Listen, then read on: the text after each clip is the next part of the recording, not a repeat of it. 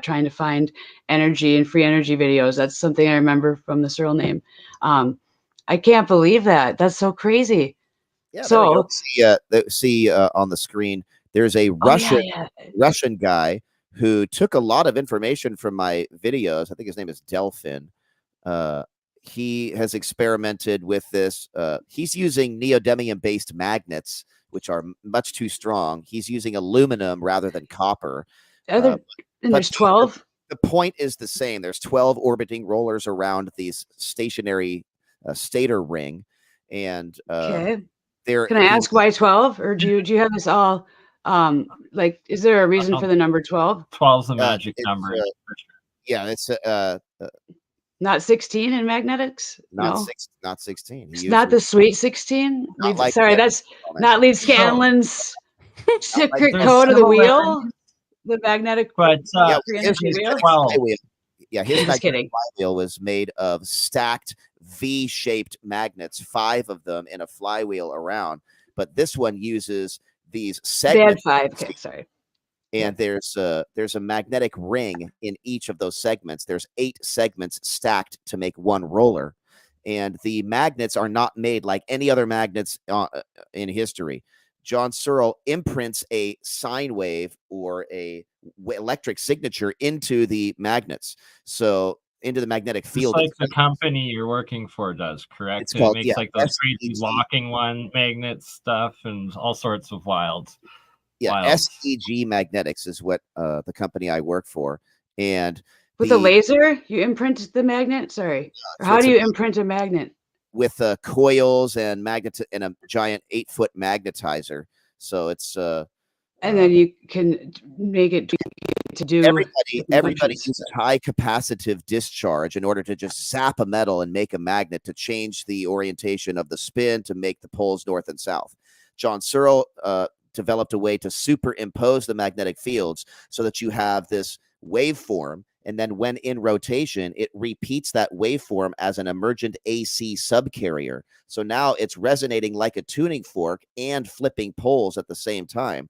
So there's this resonating with surrounding electrons effect that you can measure that on an oscilloscope. So it ultimately, what the device does is it absorbs energy from around it, all the randomized atomic energy, and it makes that energy flow into a wave like a Bose-Einstein condensate, and the electrons flow according to that wave. It drops the temperature and generates electricity. So the energy is the fuel, is the surrounding energy all around us we take for granted as temperature. It converts that to usable electricity on demand. And I was just about to bring that up. That's such a huge part, and of this video specifically, my friend Charlie publishing it, but the Russian guy doing it, but that's documenting the drop of temperature. And that's always something that really struck me with John Searle's explanations of how it works, and this induction and the supercooling, and that so often in anything that's superconductive over unity in these systems, that it starts cooling, and then it's not violating the thermodynamic laws because you're getting the environmental energy in instead of creating it out of nothing. And there it is. Because over unity is specific to a closed system, claiming to put out more energy than what goes in. Can't do that. But in an open system, the device is receiving energy from the environment, exchanging matter, energy, heat, and work with the environment. But in a closed system, it can only receive, or it can only give to the environment. It can't receive. Like in this situation, it's absorbing from the surroundings, and it's converting that randomized stuff we call temperature. And the more that you convert, the lower the temperature gets, because the energy has to come from somewhere. But you can only do that so much until the device goes superconductive. And if it goes below that threshold, that's when it develops gravitational anomalies. So if you keep it above that threshold, you can power your house. But if it goes below that threshold, like the Earth wants to repel it away, because it develops its own emissions of gravity and gets repelled away. Now, didn't he have an instance happen where something flew through the ceiling? Yeah, he tried to get this device to power his house, field, and it absorbed too many electrons. It cooled down too much. It went superconductive, and it blasted a hole through his roof. It hovered above his house, glowing, and birds dropped down dead to the ground. people's tiles of their roofs were rippling. Everybody's radio set came on full blast in the town, whether it was plugged in or not. And then this thing just shot away, never to be seen again. So then he built another one and built another one. It kept flying away every time he tried to power his house. It would fly away until he learned how to regulate it using nylon 66 and a dielectric layer, which then regulated the output up to a certain point until that threshold was broken. So he learned how to power his house with this by keeping it under a certain threshold regulated by the plastic layer, really. So Did he learn somebody how said to use gravity, or did he learn how to control the gravity aspect of it, or the I don't want to call it whatever. Did he learn how to control the levitation features? Was he able to, instead of shooting through the roof, fly it around like a magic carpet, like my dream? Yes, he built.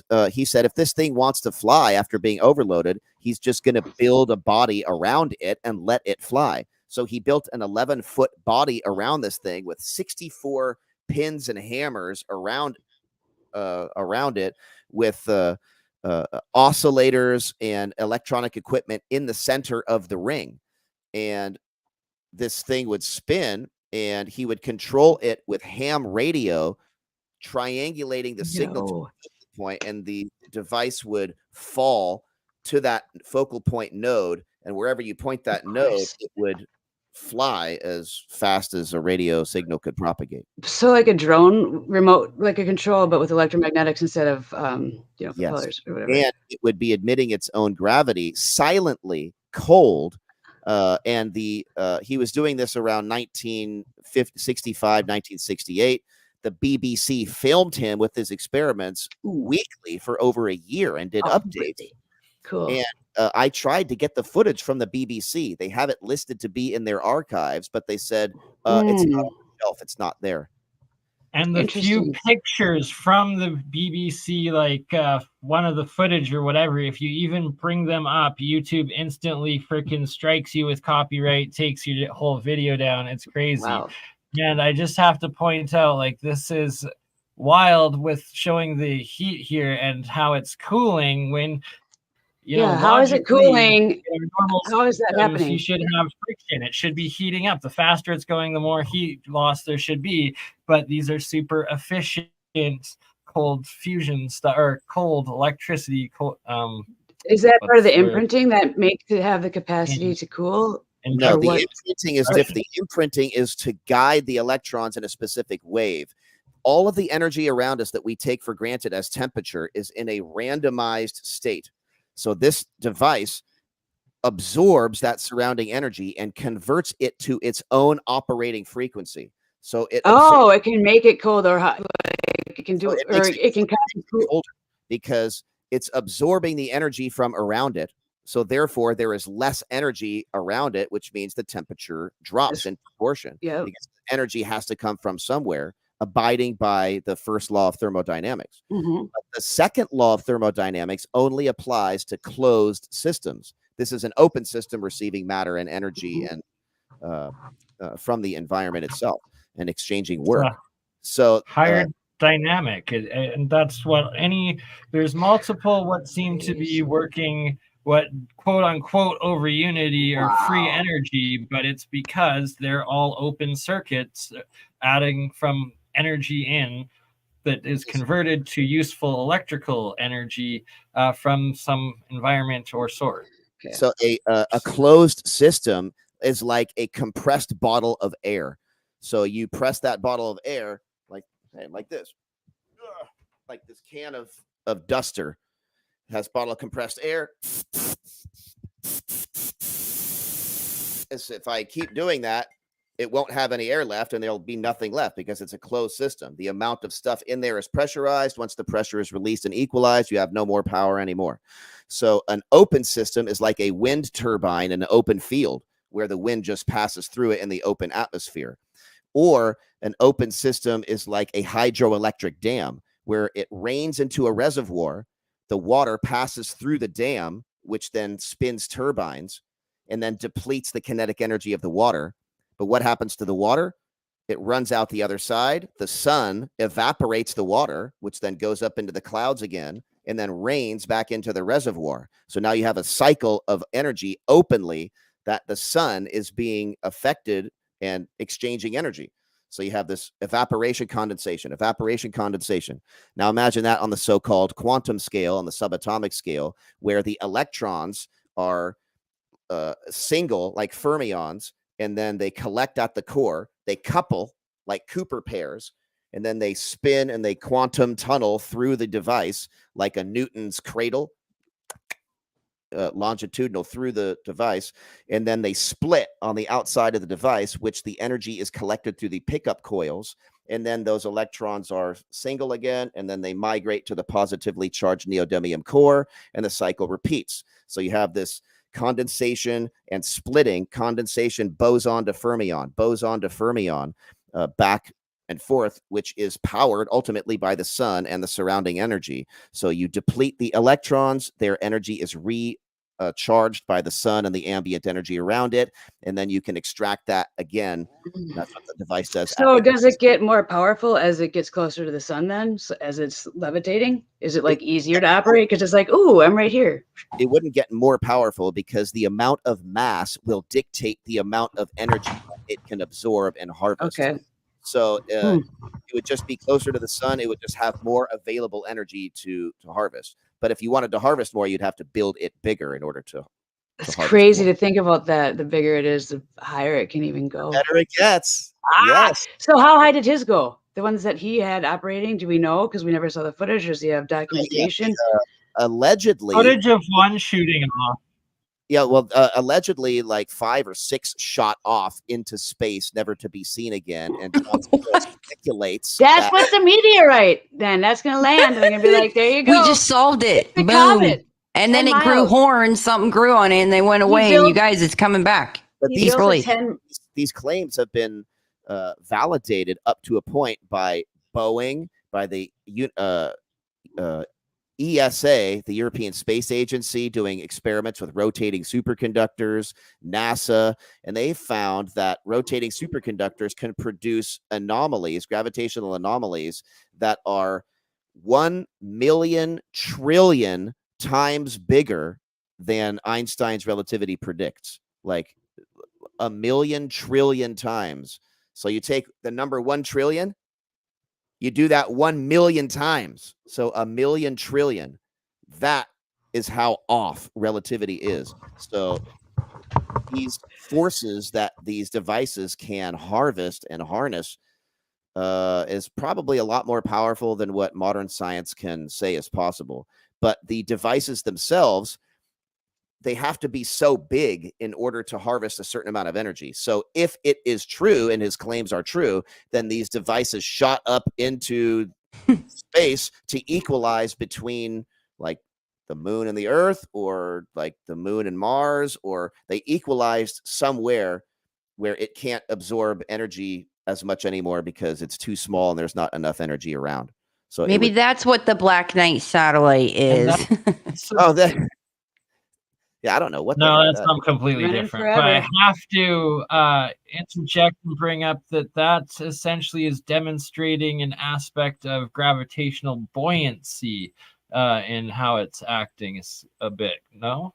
Yeah, well, that's you can say it is as if it is acting like buoyancy. But gravity, to me, gravity is completely different than buoyancy, than electrostatic attraction and repulsion. It's different than magnetism. It's different than eddy currents. It's different than Casimir effect and acceleration and centrifugal force. Is it related to dielectricity? It's no. There is no dielectricity. I thought you had just said dielectricity when you were explaining dielectric. Dielectric is an insulator in a material. But the word dielectricity was popularized by Ken Wheeler and Eric Dollard. But that's not a real word. There's only a dielectric material. Oh, okay. Wait, really quick. When I said Black Knight satellite thing, I was joking. I guess that's like part of space debris from like satellite STS-88. I was just making a joke, though, about John Searles. I'm trying to start a rumor. It's John Searles' amazing technology. But there's legends of Tesla recording the Black Knight satellites at some of his experiments in the atmosphere. Well, I think he picked up something in the constellation of Bouteilles. He didn't say it was like Black Knight satellite. Those were like two dots that were connected. You're talking of two different instances. There's also his supposed communications with Mars, some out in the stars. There's all sorts of crazy lost, I guess, extra worldly. I was just trying to say officially, I was making a joke. So then I also I want to know though. You're saying what gravity is though. So continue with that because you're saying it's different then, or it's not any of those things. It's in your best explanation. Gravity is an emission and a force that propagates like light. Gravity is not the curvature of space-time as relativity suggests. I have a lot of videos on this, and I'm almost done with another video about the illusion of light and time and experiments that we can conduct to demonstrate an unreconcilable discrepancy with relativity. This gravity is, I think, produced from electrons, just like light. Now, I don't think electrons are ball particles orbiting the nucleus of an atom. I think that was outdated by the 1950s. So when I say electrons, I mean something totally different than what quantum theory says and what the Niels Bohr model states. That's a whole nother discussion itself. But all the light you ever see is the re-emitted light from the electrons making up yourself. All of the gravity you ever experience is the re-emitted gravity from the electrons making up yourself. A primary gravity comes from a star. The electrons of making up yourself and the Earth absorb that and re-emit that. And a device can produce its own emissions of gravity if you have order. The more order in relation to disorder, coherence to incoherence, the more that you absorb electrons at a faster rate than you can dissipate electrons, and the more that you can mimic a high pressure state. Like in a high pressure state, like in the sun, all the hydrogen atoms are forming like a hexagon lattice, like a chain link fence, like graphene. And in a high pressure state, you have extreme order, extreme velocity, extreme rotation, extreme magnetic fields, extreme pulses, all these extremes. So if you can consciously engineer and order those extremes, like through nanotechnology and through engineering, then you will reap the benefits of that high pressure state as if it is in that high pressure state. So John Searle, with this magnetization process, is an extremely ordered device, and it has coherence like a rest state. So Newton's law says that everything in motion will stay in motion until acted by an outside force, but this is like a different aspect of that. Everything in order will maintain that order unless something tries to disorder it. So the whole universe is about entropy, trying to corrupt something that is ordered. But if you manufacture something that is in such a state of order, it will maintain that when in operation, so that the entire universe pushes to it, acting like an electron sink in an attempt to corrupt the system. So there's like a lot more to it, but there's sciences to the whole thing. And gravity is like the emission from electrons. So if electrons are extremely ordered and in a high particle collisions, you're going to get emissions of gravity, especially when you're trying to absorb more than you can emit. I hope that's so interesting. And I love how you're kind of redefining electron and gravity, but and those terms are assumed to mean something else by most people. So if people are listening to you talk and they're like, they get those words can be, it's no-nos now for all these people. Verbs, the real verbs 1 and 2. God damn it, YouTube, reinstate 16 years of epic work of Mr. Verbelli, so we could actually play it. I believe in electrons again, though. That's good. Thank you, Jason. That's good. It's hard to take. That's why I got videos, because just trying to communicate this through text and through words is like ain't good enough, buddy. You need some visual aids. All right, so that's what I got. I got some animation visual aids, diagram. Sweet. But yeah, do you mind if I play this quick 10-minute video? I promise there's no ads. I'm playing it through X instead of YouTube. I'm not going to get one of those things that I got that one time, right? I think I got. Oh, okay. 10 minutes. Are we going to comment on it, or is this just mute? I'll play it first, and then we'll talk about it, and then I can probably play it again and stop it and comment, because there's a lot of cool stuff. It's a Chinese scientist explaining some of the physics and energies of qi, of auras, of light, and what they call flexoelectricity. Oh, piezo. Is this? Piezo? But it's translated.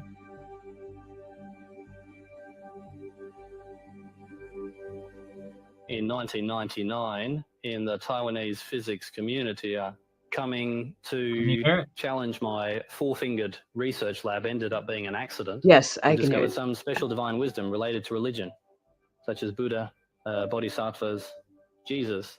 And then something strange happened. Suddenly we found it seemed like there was another world out there, which we then called the information field. Right now I'm called Lin Jie.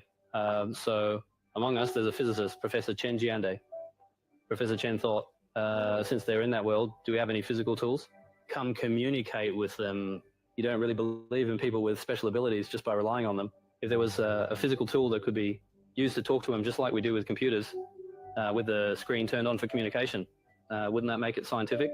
So he immediately became active in wondering what that physical tool was. Without knowing, he went to search online. He found a site from the United States with the results. You can take a crystal. Crystals have energy fields. Focus the crystal, concentrate it to a point. What if this crystal energy field is strong enough? This allows us to bridge two worlds, meaning we can enter the world of the information tower from our world, giving us a chance to communicate with it. So he went everywhere looking for crystals and things that release energy for quenching thirst and eating. Thus, he tried making this gas generator with thousands of quartz and jack meteorites. It's about concentrating the energy strongly to see if we can reach that world, communicate with the master and with the spiritual world's master. Scientists not communicating, everyone now believes there are four benefits. First is gravity, second is electromagnetism, third is strong nuclear force, fourth is weak nuclear force, that's all. No other forces. How could there be something called QE and then it can be used as a physical tool? It's completely outside the realm of our current science, not too much. Might say what exactly that thing is, completely clueless. I started experimenting, so I made this gas generator, the crystal's energy generator, and then look for individuals with special abilities to sense the strength of energy, the sensitivity of the sensor, then look at its penetration characteristics. Block it with a piece of paper, a book, a piece of metal, a piece of glass. Why block anything? I block things, block. And then take a look at this. Can the aura pass through it? Gradually, it was found that almost everything couldn't block it, like metal, for example. A piece of metal, say an aluminum or metal sheet, in front of the electromagnetic field gets blocked. This is something we all know. Anyone who studies physics is clear on it. It's unclear, but it can't block the energy field, so it goes straight through. It's so strange. What can pass through metal? Almost everything can, except for one or two things. If you dip a piece of paper in warm water and release it, the aura disappears. It's so strange. It can pass through almost everything, just a few things can't. So why do we become scientists, become engineers? To measure signals, we have some techniques. These technologies turn the strip's magnetic flux into alternating current and then use it to cut things. After cutting, it becomes alternating current again. And the received signals also become communicative signals. These exchange numbers are usable in our engineering technology. Amplifying this technology and taking it out, but why does it all fail? No matter how you slice it, it turns into a gel flow without any reaction. So it seems that they're all residual effects. That means cutting it does no good. You remove something, but it's still there, which is odd. This thing first passes through everything, and second, it seems there are residual benefits. Really, we believe that to reach that world's threshold or information field to communicate with the master who is far away, the speed definitely has to be very fast. Otherwise, if he relies on my 3 light years, I won't receive a signal for a lifetime. Going 3 years and returning takes 6 years altogether. Communication is pointless, huh? The first, its speed should be very fast. So what exactly is this thing? It's so strange. Somehow it was all so confusing that by the year 2004, a professor gave me a paper. This paper is a 50-year tribute by Russia called Brain Field. They found many peculiar properties, thinking this field is very strange with some characteristics. What characteristics does it have? It can penetrate everything, everything can go through it. And then the second thing, it has residual benefits. If you take this thing, remove the brainless stuff, and the effect still remains there quickly after its removal to pierce through back to the past. Walking into the future with super beams, when I saw these three phenomena, they were almost identical to what we observe with crystal energy fields. I was like, wow, isn't this just the fifth type of product, which is something, besides the 4 benefits mentioned earlier? After returning, I just gathered everything. So we checked the literature, and it turns out, it was known before, something related to the general theory of relativity. General Schrödinger, in 1915, when Einstein proposed General Schrödinger, he said, any quality, weight placed in this location bends time and space bend. So after space-time is curved, anything that walks beside it can't follow a straight path, because everything straight is forced to navigate through curved space-time. In the era of Newton, the industrial sector called it gravity. That is to say, this person has a force, the force in the middle pulled him, so he moves according to the law of universal gravitation. He then realized that there is no such thing as gravity. Gravity is an illusion, not a real physical phenomenon. Due to construction, because of this curved area, objects are forced to move along a curve, making it seem like there's a force, but that force is not real. But when Einstein introduced the general theory of relativity in 1915, he included another aspect. The phenomenon of curvature making it equal to 0, because mathematics is too hard. That's called decoupling, called brain field, the brain, this thing. It was set to 0 at that time. So the general theory of relativity in 1915 was torsion-free without the flawed general theory of relativity. So you can imagine if this space-time is bent, it generates a similar force called gravity. When space-time is twisted, it naturally also produces a force. This force is called torque. So Einstein discarded the concept of force in his theory of general relativity. By the 1920s, the French mathematical physicist Cartan, only then did they add the quantity that torsion of the spin angular momentum causes space-time distortion, amplification of general relativity. So that's it for a sec. What confuses me is why there's like an Aussie dubbing over part of it, and then what seems like an authentic Asian translator for other parts, which give a lot more in-depth information, but continue letting it play because there's a couple of crucial parts. Training started in the 1920s, started using this measure of twist, which is torque mistake, but his math is too complex and its power is too weak. Therefore, physicists are not interested. And then Russia suddenly became interested in it and started doing research for decades, half a century. Gravity is already the weakest force, so much smaller than it, so it doesn't matter. We don't pay much attention to it because it's too small. Although it exists, it might not have an impact. So from that moment on, we started, sooner or later, this is an old factory. So the first step is to prove that the QE of pacifying the key field is energy. Physicists talk about the brain tower, depending on which property they're looking at. I did a lot of scientific research and experiments. At that time, a Kazakh engineer created something called a brain damage generator. I bought a few generators from an old factory, starting from the year 2000. I started doing experiments because the skull absorbs water when exposed. So the water must change its physical characteristics or certain changes. We will observe the clusters in water. Who owns these concentrated molecules? Because water molecules are not independent. They are connected through hydrogen bonds, clamping. Therefore, the size of this group can be observed through the magnetic resonance imaging called MRI.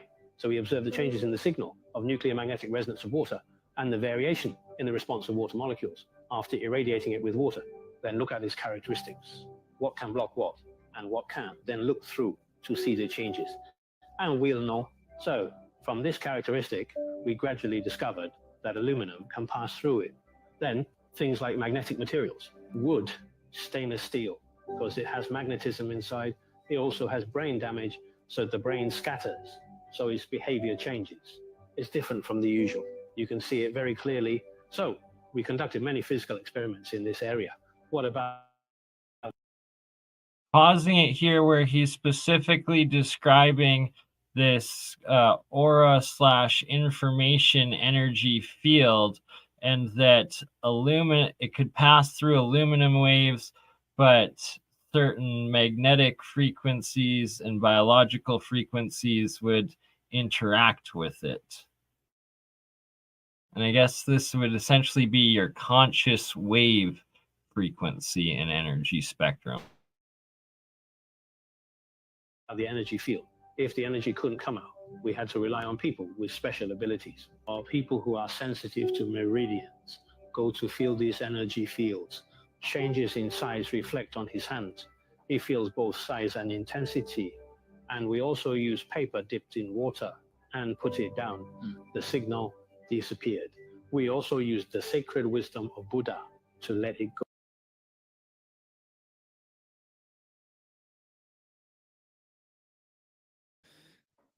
It froze up.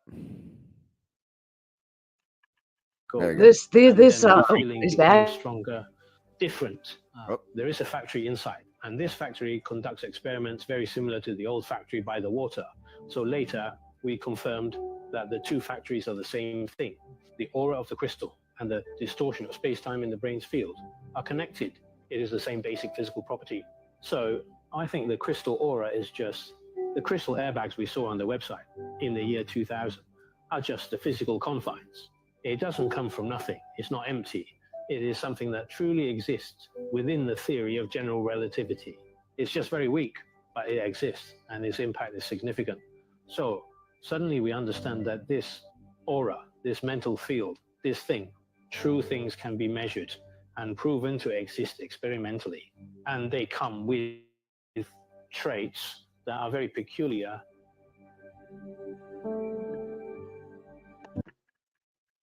I'm raising my hand to go first. I'm really excited, and then I won't talk again for the rest of the show.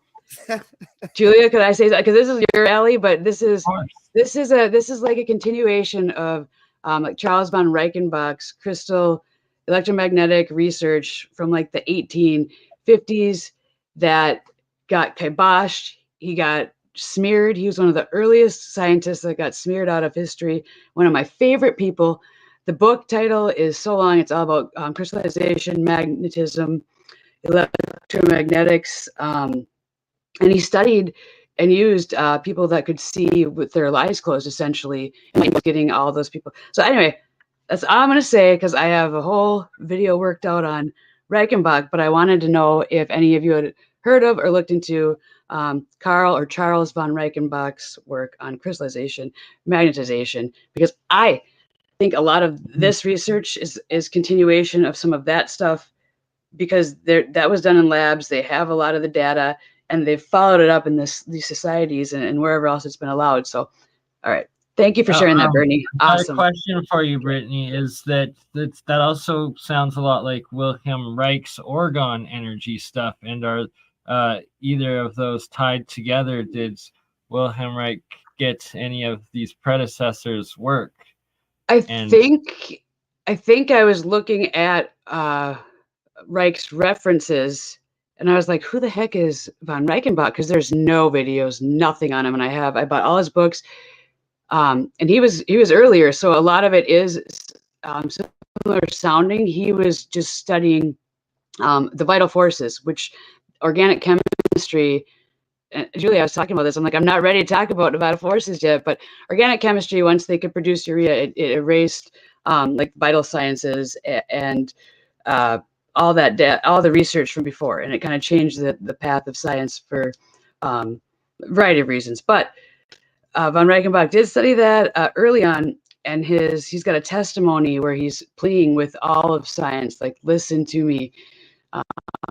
This is scholarly research. I've been credited, and so reading some of his just his struggles in his publications are incredible. And I think it's pretty much all online now. But I'll share that stuff with Julia to share with whoever's interested in that sees this. I'll stop talking. Sorry, but thank you, Bernie. It is most likely directly related. And now let's let the experts talk.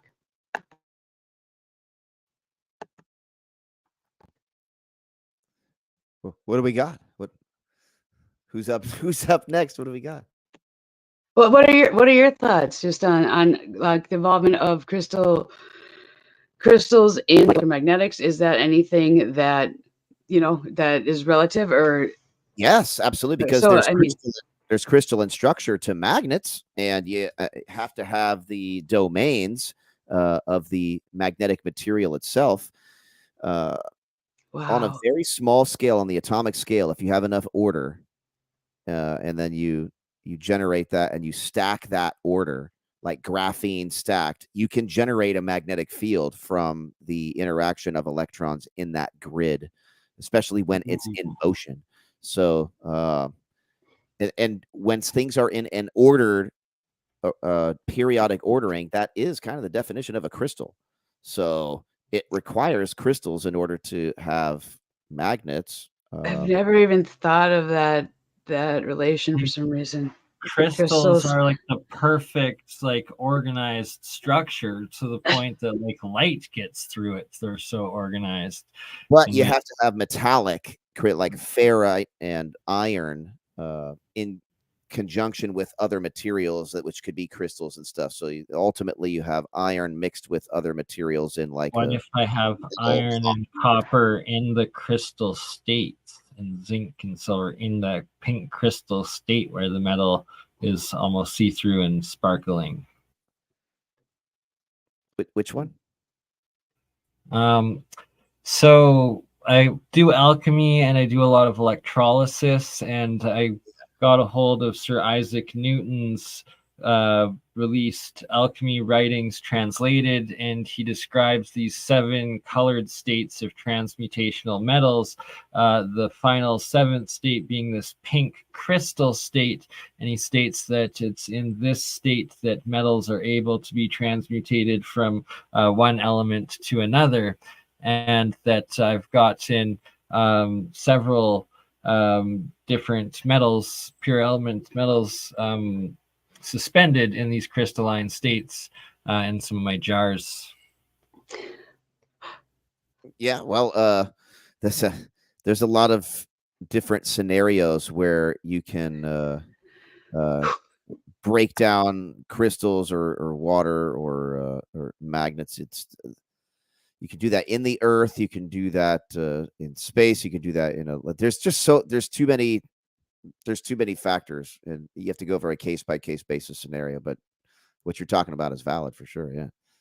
It's a full another episode and rabbit hole to go down. Sorry for getting off topic there a little bit. Wait, somebody, Anthony Williams, has said powder, compress the materials, and then bake the. Yes, so that's the magnets are made from powder. We use magnetic materials. You press them using like a 10-ton press or a 100-ton press, depending on the size of the magnets you want. And you press the powder so tough together that it forms a solid piece of metal. And then I machine that from there down to the milligram and micron, so that the piece has to weigh the exact same as every other piece in the same size. And then we magnetize it from there. So there's like a whole process. So the more powder you can fit the tire together, the stronger the magnet you can create with the magnetron or the magnetizer. Yeah, I mean, magnets. The more dense the material, the more Gauss and magnetism that it can retain. But here's a cool thing people don't really know about. What is the opposite of a magnet? The electrostatic version of a magnet is called an electret. And an electret is like a wax or plastic that always has static electricity around it. oh, Like how a metal magnet always has a magnetic like field around styrofoam? it. No, Styrofoam. like electrostatics or what? This is a material where you don't have to rub it, like a glass or rubber or styrofoam or Teflon. They just exist as such. You rub it and then it gets a static charge, like your hair or something with a balloon. Yeah. Yeah. Gotcha. It just always has static electricity around it, either positive static or negative static. So a magnet always has 2 poles, north and south. The bigger the magnet, the more stronger the magnetism. But with an electret, the thinner it is, the stronger it is, and there's only one polarity to an electret. So if you try to break a magnet in half, you get 2 magnets, both north and south. You do it again, you get 2 magnets. But if you try to bring electrets together, they will cancel each other out. So it's like completely different. So when people wearing magnet bracelets, sleeping on magnet beds, and trying magnet therapy, they're trying to get the benefit that what electrets really achieve. People want negative static electricity. There are electret bandages that have this static electricity in bandages and fabrics, which can promote healing of tissue and skin from surgeries, because the negative static electricity can provide more electrons to the wound so it can heal faster.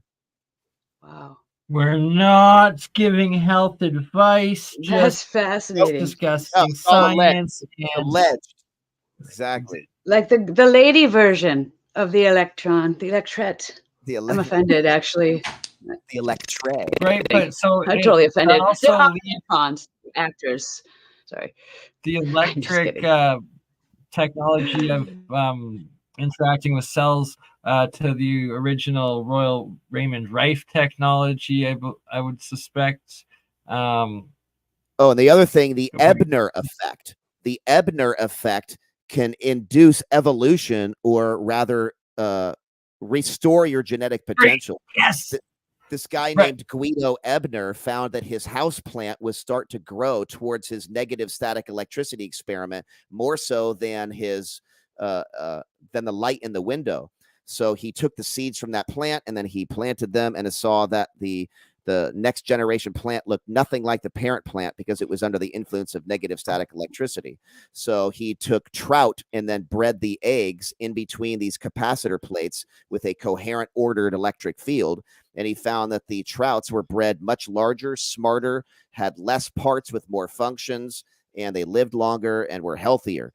So, and that they were a phenotype from like 10,000 or 100,000 years ago or something like that. And that they also did it with maize, corn, and it came back with the phenotype of corn that was also from 10 or 100,000 years ago, that gave like 6 heads of corn per sheath or something like that. So we covered it this stuff. Ago. We can get rid of this Bill Gates GMO stuff and put the seeds back into this process and restore the original genetic potential of the seeds, and then grow the plant, take those baby seeds and do it again under the influence of the static electricity, and completely eliminate all the stuff that they've been trying to do to feed us. So we can grow our own crops and we can do this stuff. And there's nothing that we can't solve within a generation. We can turn this stuff around. So Ebner, is that the man that studied it and found it? Like, I want to have that effect on. I'm just like, you got to explain this in the Randy Savage voice. Well, no, I love it. Sorry.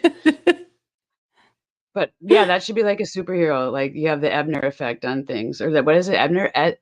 Ebner. Guido. Yeah, Ebner. Yeah, I think I've studied this before too. Interesting. There's nothing to it. Hey, bring it back, yo. It's inspiring too. Like, there's something we could do. Like, we could really overturn this. Could take those, those electric fly swatters, the handheld ones. You can take that apart, and you could just take the mesh from the top and bottom of that, and put a petri dish in between the mesh. Connect that to the high voltage transformer. You turn it up, just as long as it doesn't discharge the electricity. You just have the static electricity, the electric potential. You turn that up, put seeds or something in there. You put whatever you want in there, and that's how you do it. It's just like, that's it. You just have a high voltage transformer with 2 metal plates. That's it. Wow. Do you show that? Yeah. Like, do you have videos where you're like teaching people? I have a video of this guy, Dr. Kevin Keener from Purdue University, and he has this in-package plasma process. You buy lettuce from the store, it's in the package, but sometimes they have recalls because there's salmonella in the packaged lettuce or something. So what this guy does is he just put the packaged lettuce between the 2 metal plates. He turned up the high voltage, and it made the northern lights inside of the package. So what that did is like it promoted ozone in the package. It killed all of the salmonella. It kills all the bacteria and viruses. And then you turn off the plates. The ozone goes away. You have clean salad. 30 seconds. Wow. Just using lights? Not even just the light. Not even lights. The static electricity. And the static electricity generates the ozone. The ozone kills the bacteria. So it's a process that's just so easy. Just high voltage. That's it. So blue flame, and all that. It's this ultraviolet plasma or light frequency / arc, I guess, but it's are you aware of Martin Fleischmann Memorial Project, Bob Greenyer's work, and everything he's doing with the ball lightning, and ties into all your research with supercavitation and well, light and what it really is? There's another guy, Kirill Chukhanov. I'm not sure if he's Russian or what his background is, but is Kiril. Kirill is his first name. Chukhanov, Chukhanov.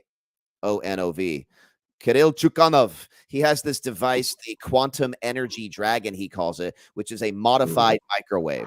It's a microwave on steroids, and it produces ball lightning at a constant in this microwave. And, do you have a link for that? We need to bring this up. Oh gosh. Oh yeah. Gosh, golly, we're excited now. Do you want me to pull it up, or do you want to pull it up, Bernie? I want to see it. Yes, please, Julia, if you don't mind. Okay. Oh, I got it right here. It's on my Twitter right here. Dun, dun, dun, dun, dun. Private chat link. Boom. Done. Yeah, did I? Whoa. There it is. At least Elon got Twitter and X, and they didn't delete you on there, right? You got the Meta took you off, YouTube, Google deplatformed you, and at least That's you still got. Pulsed high voltage, also used to treat cancer. Anthony Williams mentioned in the chat, and that was the process of the Rife frequency machine that I think it operated. It uses radio waves, not sound like you listen to a speaker. It used radio waves, but pulsed with high voltage at different frequencies. That's the misnomer. Wasn't it also through like like vacuum tubes or plasma tubes too that he was pulsing it? Like several crucial parts of a very complex system, not just pulsing sound waves through coils. Mercury rectifier tubes, stuff that they just don't make anymore. Actual sound waves instead of radio waves, or what? It's radio waves instead of sound waves. So people think that they're using Rife frequency by just putting on headphones and listening to frequencies through their stereo, and that's not doing it. They're placeboing themselves. You need high voltage radio waves from vacuum tubes and stuff tuned to those frequencies that they're listening to, but pulsing that in the radio. That's like, you need this. Julia, just scroll down a little bit. There's a video at the bottom of the Twitter post. Yeah, scroll down. Scroll on down. Scrolling. There we go. It's good old Kirill. I've seen this guy before. You get to click the video so you can have some. There you go. Or full screen sound. Click the sound button. There we go. Wait, do I need to have volume on? Probably, but it doesn't really matter. Yeah. Just fast forward it a little bit more so you can see the high voltage into the in the chamber. That's what everybody wants to see. Fast forward. Wow, that's a decent device setup he's got here. It's got the venting system and all that. So what it does is it has a microwave, and then it's just normal air in the microwave. He turns it on, it creates a ball of plasma, and then he injects more air, like compressed air, just normal air, but just has more pressure of air in the chamber. So he turns on the device. It has the ball of plasma, and then he starts injecting air. But the air can't penetrate the plasma ball. The air is forced around the plasma ball to confined to the corners of the chamber. And then when he cuts off the power, the pressure drops in the chamber because that air can finally occupy the space where that plasma ball was before. So it's like the plasma ball kind of acts as a force field. That's fascinating. He called it Angel. The Angel 1 and the Angel 2. Fast forward. See this ball. Yeah. Come on. There you go. There you go. See? Okay, keep going. There you go. Oh, whoa. So it's like, you put a grape in a microwave, you'll get some sparks, and you'll get some cool stuff happening. Wouldn't recommend that. Don't try it at home. But anyway, if you were to put a grape in a microwave, you see some cool stuff. Hey, but this is like that on steroids. So like you don't need a grape. Using the gas. I've never done that, but I definitely won't after this. Exactly. Wink. Just don't put metal in your microwave. Don't do that. that. Yeah. The That's what this Look machine at does. us turning white now. Wow, it's Yeah, getting depending on the power, and you can and the gas. What was it, like purple at first? Yeah. purple. Interesting. ultraviolet, It's like a plasma. white. And now it's white with ultraviolet, like radiating color around it almost.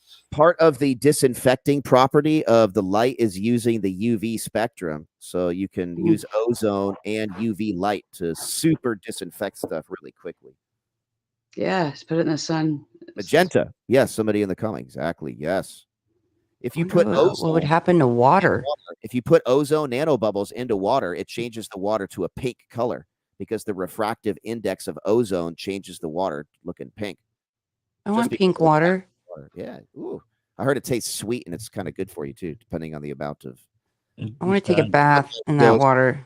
Sunlight kills caffeine, all this stuff. Like, so you don't want to use UV light too much on your skin because that could be bad. That's why the atmosphere blocks all that out. But if you use it on the surface of countertops and hospitals, it can really clean and disinfect stuff. Yeah, grape rape. That's right. That is so cool. Cool beans. Man, that is a giant EVO. Yes. A lot of them don't know about nanobubbles, Jason. What? Excuse me? Tell them what nanobubbles are. Me, please. Nanobubbles are gases that are compressed down to the nano scale, not micro, but nano. So they're bubbles that are 1,000 times smaller than a red blood. Tiny little bubbles. Where can you obtain this pink water? It's only available in Japan. They have industrial units that compress their gases to the nanoscale, and they make nanobubble water. And the nanobubble water, you can put so much oxygen into it, freshwater fish and saltwater fish can live in the same tank. You can do crazy stuff. You don't need a surfactant or dish soap to mix oil and water. The bubbles will just mix the oil and water. Like it'll stay that way. It'll purify water. You can get rid of algae blooms. You can purify water. You can nanobubbles. You can save the ocean. You can clean the ocean. You can clean lakes and rivers and streams by injecting that with oxygen nanobubbles. The oxygen nanobubbles will start to latch on to all of the nasty stuff in the water, which will then change the buoyancy of all the impurities, making them rise to the surface. So then you need to suction them off and vacuum off all that nasty scum that forms on the surface. But when you do, you'll be left with a pristine body of water. No. So wait, are people doing nanobubble tech for lakes or what? How does that work? That's what they're doing for algae blooms and red tide. No. There's only one company in the United States that does this, and I have been trying to contact people. No way. Okay, you got to tell them. So my dad happens to be on the weed committee, not that kind, Bernie. The actual lake weed. I'm just kidding, Bernie.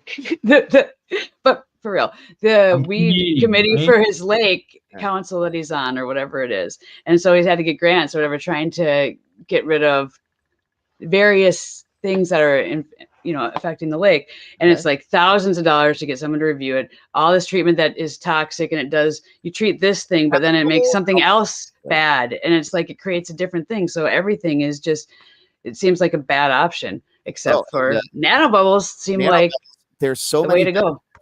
I have articles on this stuff. One company in the United States that's doing this. One company, yeah, and I have begged people. Maybe the four of us should start it. Hey, I have. I'm just kidding. I'm going to be going start a second company. $100,000. You see, like 50 to 100 grand to make the device. Oh, geez. So I'm really the Japanese embassy trying to establish contact with a couple of these Japanese nanobubble companies and try to lease their unit to start a business here in the United States to apply this technology. You can use it for aquariums, laundromats. It'll clean the clothes more effectively. You could use it for if you need a salesman in Minnesota when you get this going to go places and present it, hit me up because I'm like down. You can I know people. You can soak oysters and fish in ozone nanobubble water for like 24 hours, and it'll completely disinfect them, get rid of virus, norovirus, get rid of all of the salmonella, everything within 24 hours. They could have sprayed everybody in nanobubbles for COVID, and then it would have Another thing is, have you seen that there is this zombie deer virus that's infecting animals and stuff, and it's like has all these nasty knots and growths. Yes, on stuff. They all like rabiesed out. Ugh, And no. that particular virus, the CEW or CW, it's called something like that. They can't get the virus off of their medical tools. You can clean with steam and an enclave, and the virus is still on the tools. Get rid of it. It's like it's a new thing that's like kind of scary, right? Bacteria. Yeah, like MRSA. Like Decon 7. So this nanobubble process can help to decontaminate that very quickly. I thought you said it helps fungus and grow. You can, if you have oxygen nanobubbles, it can promote the growth of funguses and molds. And bleach can also promote the growth of like black mold and stuff. But ozone nanobubbles will kill it. So it depends on what gases that you compress down and then put into the water as a dissolved gas. There's a science for like every single thing. And like, hydrogen and oxygen nanobubbles individually make plants grow a lot faster. It's like there's stuff that we could be doing, like in fish farms. Yes, you can use oxygen nanobubbles for clean fish. Mothers giving birth in jacuzzis or birthing pools, oxygen nanobubbles for the baby. They have negative static around each nanobubble. So that's like you drink it. So if you're drinking oxygen nanobubbles, does your oxygen intake improve, or what does it do? It like your blood, all that? Everything's more oxygenated. Your system, not oxidizes your oxygenates your so system. Are marathon runners like turned on by this? Like they're drinking the nanobubbles. They got nano gas in like their little packs of like the sugar stuff. If they knew about it, yeah, it would be great for anemic patients as well, and kidney dialysis patients, so that they can absorb. I got the target market when you go there. I'm like, I'm in the sports world. I'm like, what can I use this for? Yeah. So this athletes would want it. If they can do that instead of having to suck down fructose or whatever they take. Here's the big one for everybody that they love. This will get people to like nanobubbles. Nanobubbles remain as a dissolved gas in water for months. Normally, if you have a soda, you crack the soda, the bubbles rise to the surface, Carbon. Nanobubbles are so small, they don't rise to the surface. They stay in. No. So imagine a soda that never goes flat. Dude, that's like, come on. We can make real life Brondo, okay? Real life Brondo. Bring it to life from Idiocracy. Get the Gatorade, put some nanobubbles in it. Just the recipe. I want my dad to like make bread with it, and pizza dough. But yeah, it could keep. It's like forever carbonation. But if you were to slam down and put a shockwave through that bottle of water, if you impact the water and put a shockwave in it with more energy than it took to make the nanobubbles, then the nanobubbles will float to the surface and be lost. Oh, good. They won't explode in like someone's face. Then we got to do this. I'll support you. I'm here. I will. I love this idea. That's more low-hanging fruit. John Searle's device claiming to have gravitational anomalies empowering your house. That's tough. But so you get a nanobubble. You can't like taste it. It's like gas. So it's just like you drink it and it like is in there, and you're just like something made it carbonated. But 1,000 times smaller than a red blood cell. So you can't see the bubbles. It looks like. And can you measure the amount of bubbles you're putting into something then, or what? You have to have an electrofluoroscope, and you have to have scientific equipment to be able to see nanobubbles. I want an electrofluoroscope to see any nanobubbles that might accidentally be in anything I have now. Do they exist among us? It's like, no, it's only in Japan. Okay, there's no nano gas bubbles in the world unless they're created. Well, by like a hadron collider or what? Documented nanobubbles in different parts of my electrolysis experiments. Use ultrasound. You use ultrasound and pressurized chambers. So you vortex the water, you suck in air bubbles, and it mixes the bubbles with the air. And then you stimulate that with ultrasound at the bottom of the vortex where the water is compressed and the bubbles are compressed the most. And then that breaks up those bubbles, and then they flow into the next pressurized chamber, and they repeat the process, breaking up and then breaking up until they reach the nanoscale. And then they just retain that. That's how it's forever if we drink that water, because we stay very not the way I want it. But it keeps your cells young, I'm sure, too, and like everything. You don't want to drink like soda. You don't want to drink too much of it. Dioxide gas water, but that you can use that as a disinfectant. Yeah, you want to definitely study what you're. Oxidized is poison. I call it dioxide. It's toxic, but it's great disinfectant. But you don't want to get it on your skin because it's also nanoscale, and then you instantly start getting heavy metal poisoning and Plastic materials. Yeah. Right. If you're turning Wear blue, gloves. That's colloidal silver. People turned blue because of a selenium depletion. I watched the Mama God Smurf documentary where Blue she Smurf ended up guy? dying. And that guy's a fool. The people who Not turn blue, you're supposed to only have like 1 ounce of a certain amount of ppm, like 1,000 ppm or something of parts per million of colloidal silver, and you're supposed to make it with pure silver rods for electrolysis. Okay. Oh, yeah. People who turn blue, they're using like aluminum and copper rods, and they're putting way too much power in it, and they're drinking like 8 to 10 ounces of it a day. Like they're 100,000 times more colloidal silver than your body needs, which depletes the selenium in your body. And when that happens, your skin will start to turn blue. So if these people would just take selenium supplements, they wouldn't turn blue. They can still drink their colloidal silver, but they just need this. Well, Well, be a Smurf. We're not you trying don't to want the stop it. oxidized. You need the pure monoatomic.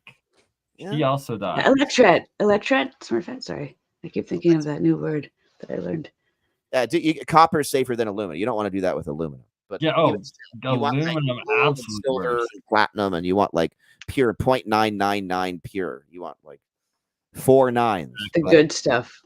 Yes. But even then, when you turn blue, stop any use of. Yeah, exactly. So if you start turning blue, you know you've gone too far. Smurfette. It's a good indication. The pure white monoatomic. That's right. Yeah. Yeah, but we got more to talk about in another episode. We got there's just much to cover. You know, many questions. I'm blurry, and we're at 2 hours at least. Is this real science, or what did I join, or is this like? This was impromptu. This was like I love it. I like hanging out with you guys. Sorry if I interrupted you at the beginning. Yeah, Brittany, you got to come on when we get together again. We got to do a deep dive. I want to hear everything that, you know. Von Reichenbach, I'll finally get to talk about Von Reichenbach. Yay. But this is a good group for me because you'll know like the science stuff, because I have to like every time I go into like nuclear power, I like have to study every basics of it and understand like fission versus fusion. Let's start over. Let's do this. Okay, I understand this much of this area. Cooling's involved. like nuclear. Anyway, yeah. So it's nice to have people that can just pull and know that and have that knowledge, and I don't have to be like, what was it? What? Because it's not always just right there for me. So you're awesome to have here. Hey. Thank you guys for coming. Yeah. 3:30 in the morning. Good man. Look at this. What time is it here? No. He was reading somebody in the chat with somebody in Boston. It's 2:30 here. Hey, what are you doing? It's past your bedtimes. So. And Jason, I'll have to also get your new email and be in contact. Invite you to some of the Real Science Year of the Coil streams that we do, where we got a panel of different people with different coils that they're working on and all sorts of stuff, and need you on there. And definitely reply and get back on APEC, because we need you there too. And we'll have to see you again with Julia and Brittany and make this thing. You helped me believe in the electron again and in gravity in a different way. So it's that was really awesome. Thank you for inviting me and having me here just to absorb. So, all right, I love you guys. I'll see you next time. Next time. Sun come beautiful till it all burns out.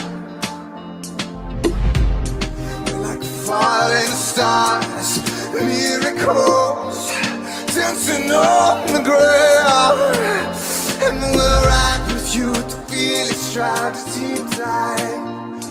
We're right with you,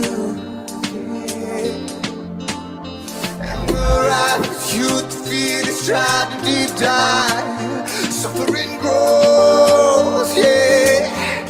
Let's say that life is beautiful.